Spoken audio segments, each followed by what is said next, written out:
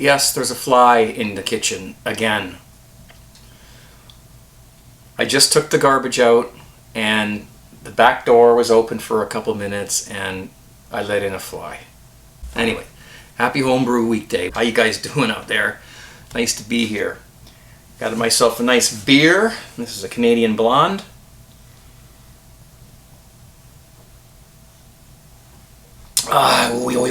Good stuff. Last week we talked about stir plates a little bit, and I got some feedback from you guys. Excuse me, I just drank a Caesar and it was really spicy, so my nose is running. But we talked about stir plates, and I got some good feedback from you guys, and I appreciate that. And it looks like, yeah, maybe I was a little bit hard on stir plates. Well, a lot of people use them, and if they're making starters, it's a good way to get the healthiest yeast and the highest cell count possible out of it. So, fine. Somebody challenged me, or not challenged me, but said in the comments section last week that I could probably make a stir plate with stuff I've had laying around the house. So I decided to accept that as a challenge and give it a whirl.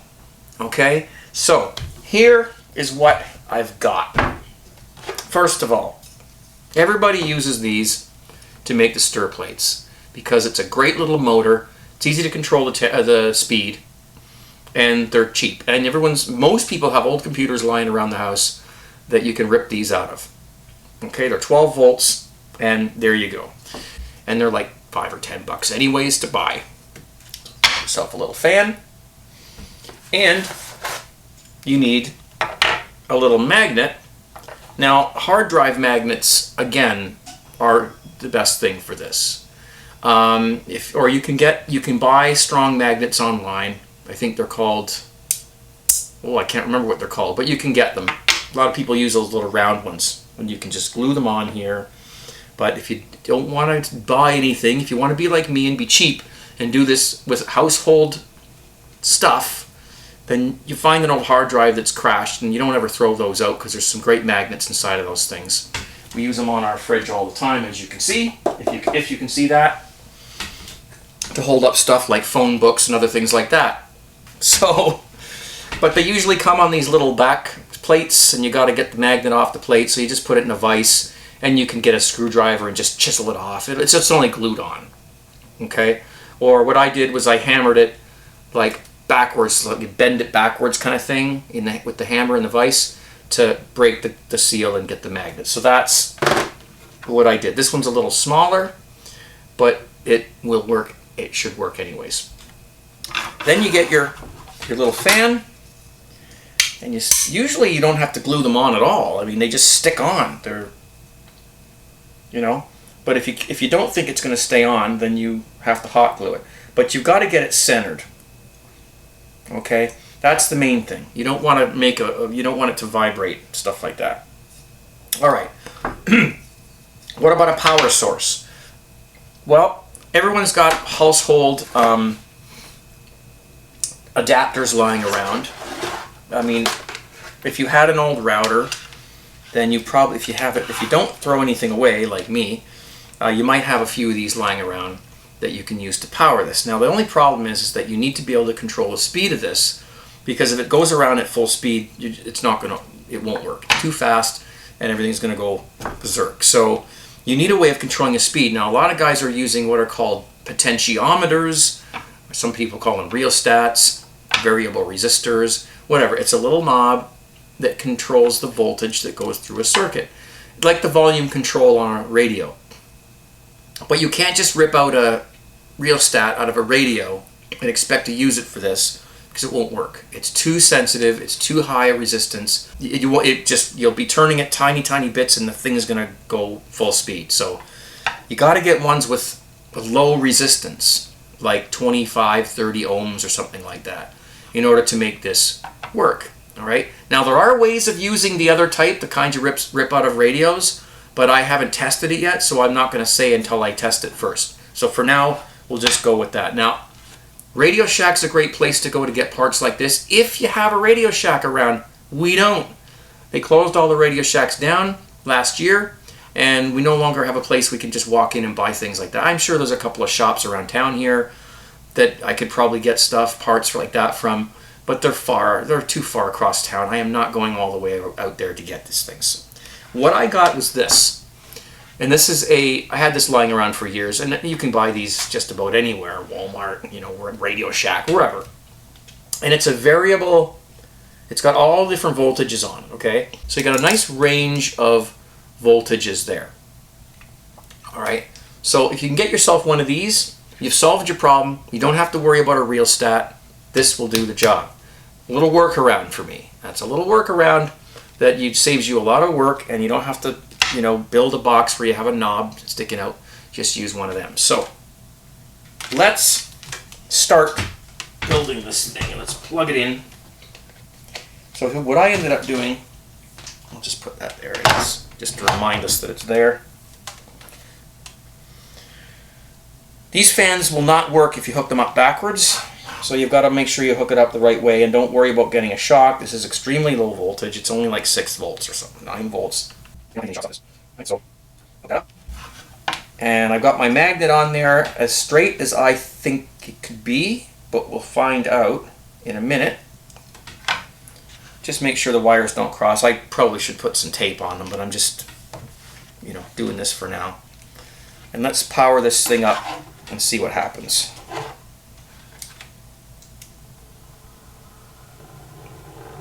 Okay. So it's a little wobbly. So we're just going to try and straighten that out a little bit. That's all right. That's pretty good. I've done this a couple times, so I got good practice. Just keep trying until you get it right in the middle. And see, it's not going to fly off. I can turn it up all the way. Oh, well, okay, that's a little bit much, but it's not going to be going that fast when we get this thing fixed up. All right, so we've got that going. You can probably get it even better than I do, but just for demonstration purposes, we won't worry about it. All right, now, in my preliminary tests,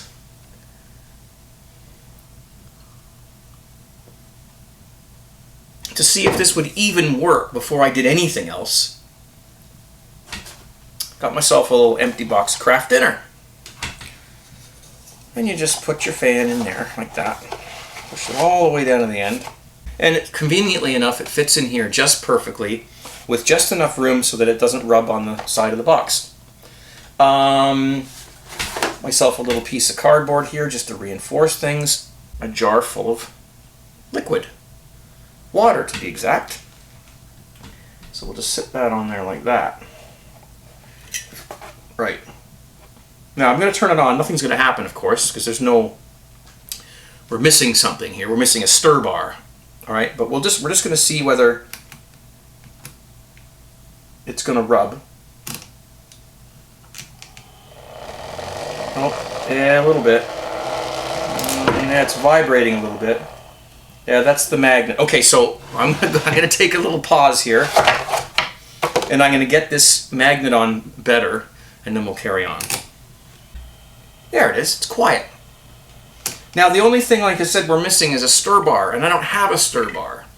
But, in order to try this out to make sure it was going to work, I needed a magnet of some sort. So, I've got all kinds of crap around the house. I've got speakers and all kinds of things with magnets in them. So I was looking around, digging through my parts boxes, and I found this little guy here. It's a little magnetic car. There's 2 of them. And these are my kids, when they were little, they would play with these and drive them around on the fridge, Whee! All right, never mind. Hey, what the heck? They've had these on this fridge since they were kids. I don't know why they're still there. But anyways, it's just a little toy car. And there's a magnet in there. So I thought, I don't have a stir bar. I've ordered one. They're only $5. In the meantime, we can test it with something like this to see what happens. So let's put this in there. And immediately it adheres to the magnet underneath. Okay. So there. Now I have a very primitive stir plate. Let's see if it works.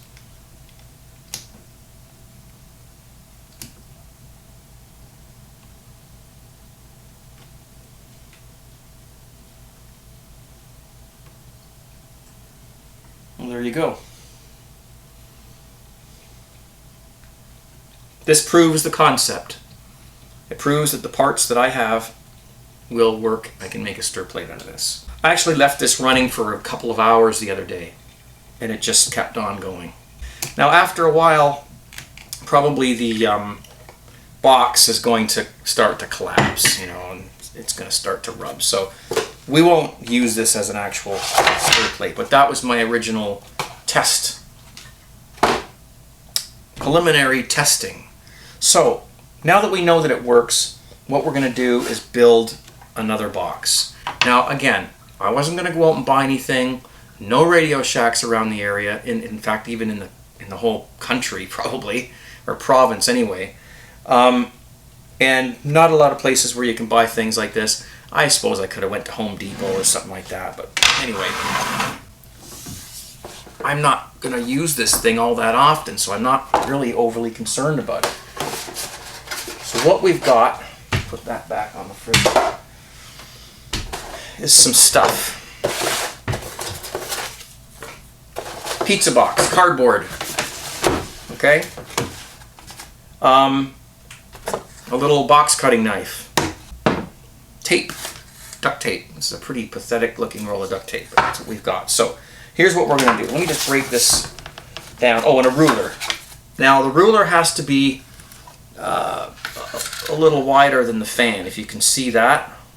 Okay, and there's a reason for this. And if you can't get one, make one. Get some cardboard and make a straight edge that's that wide, so that it's bigger than that. You'll see why in a minute. Right? So I'm just going to break this down here so it's easier to work on. And let's bend it that way so that we don't cut right through the table. Alright? Jeez. Didn't realize it was going to do all that. Alright? Right. Let's get our fan. And we turn this off so we don't short something out here. Actually, let me just disconnect that for now.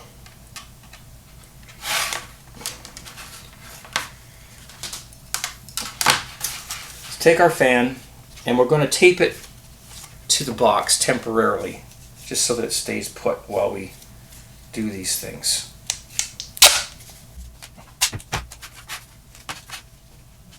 Alright, there, now it will stay put.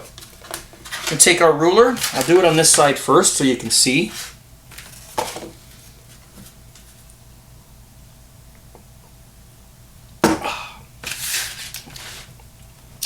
And we're going to put it against the fan, and we're just going to cut a line in the box. Straight line, make sure it stays straight. I'm going to do that all the way around until we have it cut out into a square.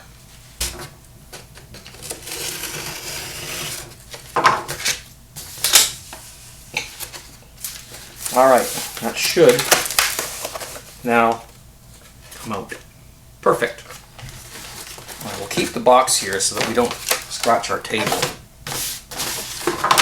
because I got to make a couple more cuts. Alright, I'm going to make a couple more cuts here because we're going to make this into a box. So we'll put our ruler back and we're going to cut here and here, right? And same on the other side.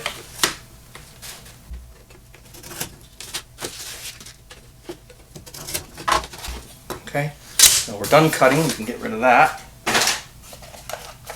And we can actually start to now fold the cardboard. See, we've got these cuts here. That's the ones I just made. See? Now we can start folding the cardboard into the shape of the fan. So, there you go. See how easy that works too. Just using the fan as an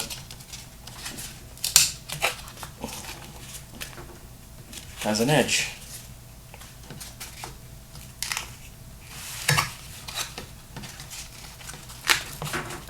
There we are. So now we can take off the fan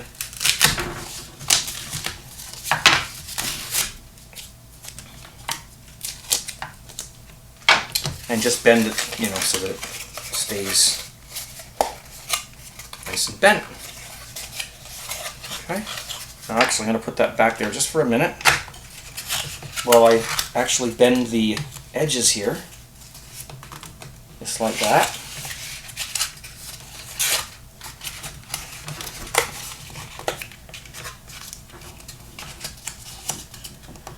Okay, so now what I've got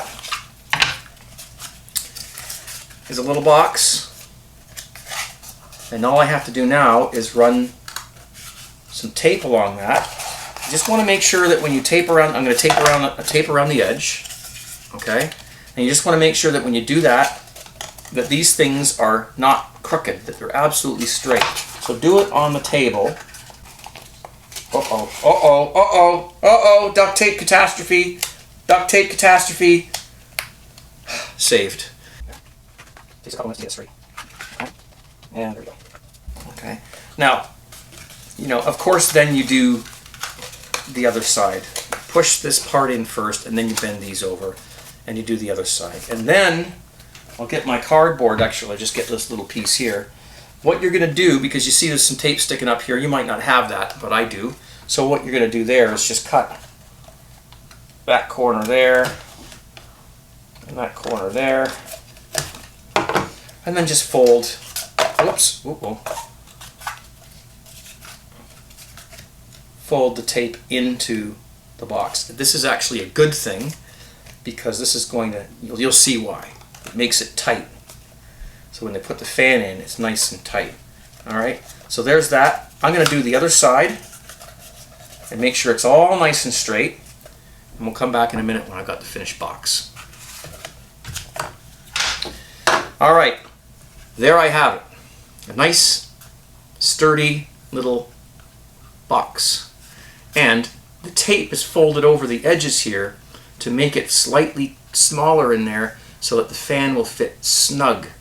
So when you start putting the fan in here, make sure you put it in with the magnet side facing the top. It's going to seem like it's not going to go in at first, but it will, and it's nice and tight. And the reason for this is because you want the magnet to be as close to this part as possible without touching. It sounds like Price is Right, but yeah. So I'm going to press it in there.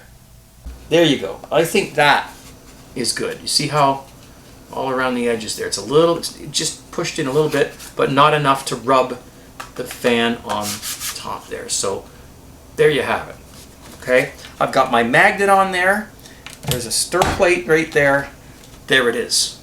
All right, let's try it. Let's get our wire back here. I know everybody's laughing. It's okay. I'm doing this because I wanted to make sure that this was going to work before I went out and spent any money on boxes and things. So let this back up to our very old faucet. These, you know, people make these things and they're very elaborate, very nice looking. They've got lights flashing in them and all these kinds of things. That's nice. You don't need that if you don't want to do that. It's nice to have nice looking gadgets and things like that. And of course, if I do use this often, I will build a better stir plate, one that looks nicer. But if you're in a pinch and you're a simple guy like me, you don't need that stuff. This is going to work just fine. Let's get our jar, and already the little guy is, the little car, just flip him over there so he's happy. Whoops. There we go. Alright, center this in there. Let's get everything out of the way. Let's get a beer in our hand and say cheers to a simple stir plate, the simplest one you're ever going to see. Easy peasy.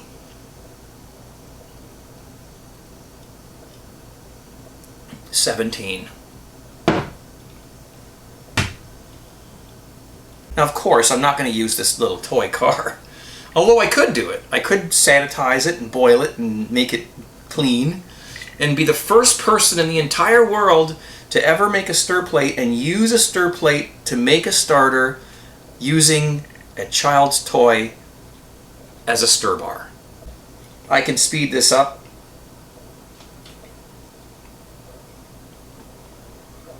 And if you had a lot more wort in there, I can speed it up even more. And of course, eventually, it's gonna the little magnet car thing is gonna fly off. I got it going. Ah, there it goes. So there you go. It'll come back to the middle once it stops. He's going around. He's flipping over. Oh no! Absolutely charming little contraption. Cardboard, computer fan, hard drive magnet, some duct tape, and a stir bar, or whatever you can find that makes a stir bar. And of course, again, like, I'm not saying that this is what everybody should be using as a stir plate, but for me, if I'm going to do some tests to see how a starter makes a difference in a stir plate, you know, if it makes any difference to my beer, then of course I will know then that a stir plate will be a good thing for me to have around. And I'll use this until, you know, it basically stops working, or the cardboard gives away, or something like that, and then I'll make a better one. Of course, I'm going to tape these wires up so that they don't short out. But there is my stir plate. So that's how easy it is to make a little stir plate. If you really want to try making one, but you're not sure if it's worth it, and you can't really source all the parts, or you didn't have, you know, you're just not really thinking, you're thinking you'd probably never use one. It's something to do on a Saturday afternoon or a Saturday night when you're drinking a beer.